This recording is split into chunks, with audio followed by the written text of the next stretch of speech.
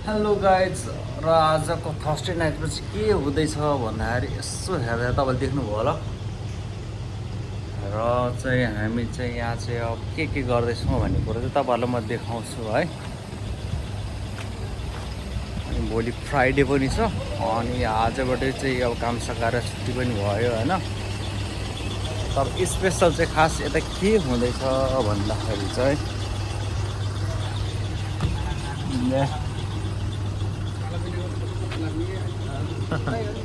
ल देखिहाल्नुभयो होला होइन। यता हाम्रो चाहिँ यहाँ खसी काटेर चाहिँ कार्यक्रमहरू हुँदैछ भने त साथीहरू है यस्तै छ।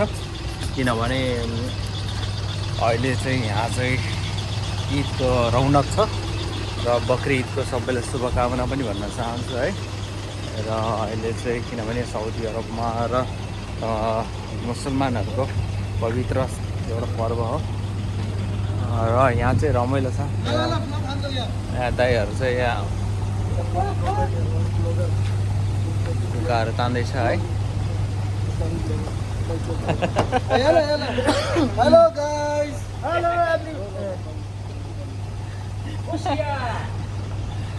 यस्तै छ, रमाइलो छ है साथीहरू। अब यस्तै छ, अब रातभरि खाना बनाउने खाने ढुक्का तान्दैछ। हाम्रो यता दादाजी यतातिर हुनुहुन्छ है होइन। के हाल्यो दादाजी?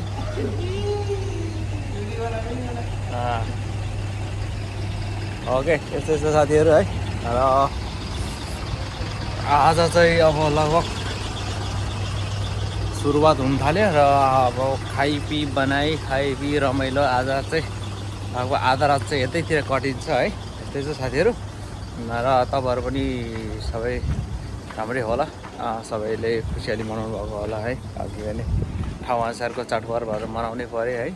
यस्तै छ साथीहरू। अब यहाँ कार्टुन मजाको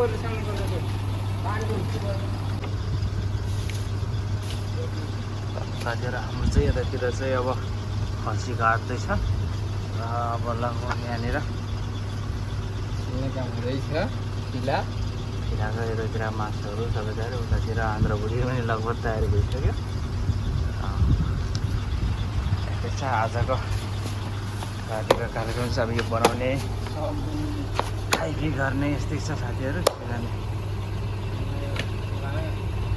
फर्स्टै छुरा भएको छ यार चक्कुमा छ। उता पनि हाम्रो यहाँ सुजन भाइ यहाँ आन्द्रभुटी केलाउँदैछन् है।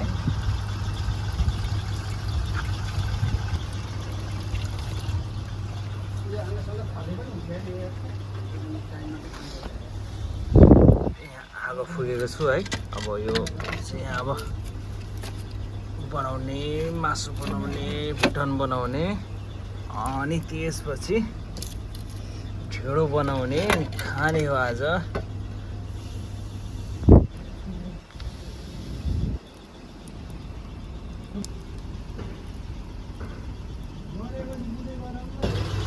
साथीहरू है अब खुट्टा पनि बोक्यो।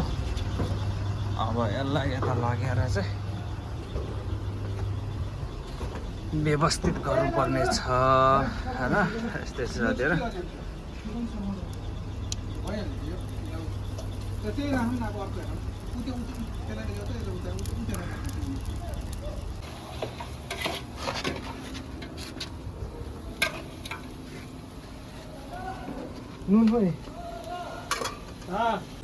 ल फाइनली गाइस रातको लगभग 11 पनि बज्यो र हाम्रो चाहिँ अब खानपिनको तयारी सबै तयारी भयो र यस्तै साथीहरू चाहिँ है रेडी पनि भयो। मासु खानु तर पचाउने है फेरि। हाम्रो यहाँ डाइरिया हुनु भएन। कति हालिदिन्छु? भाइले उहाँ थोथोर हाल, मलाई धेरै नहाल। यति भयो पुग्छ? ल हाम्रो चाहिँ अब खानपिन सुरु भयो है साथीहरू। ल अरू खाना मलाई एक गाडो जति दिन्छ।